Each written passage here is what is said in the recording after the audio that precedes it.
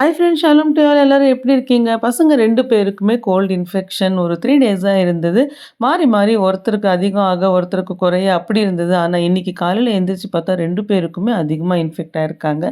So, நான் இன்னைக்கு office leave போட்டு அவங்கள பார்த்துக்கலான்னு டிசைட் பண்ணிட்டேன். கற்பூரவள்ளி இலைய வந்துட்டு நல்லா கொதிக்க வச்சு அந்த தண்ணிய குடுத்தேன். பெரும்பாலும் 2 பசங்க இருக்கிற வீட்ல எல்லாருக்குமே இந்த பிரச்சனை இருக்கும். ஒருத்தருக்கு கோல்டு வந்துச்சுன்னா, இன்னொருத்தருக்கு கண்டிப்பா வரும்.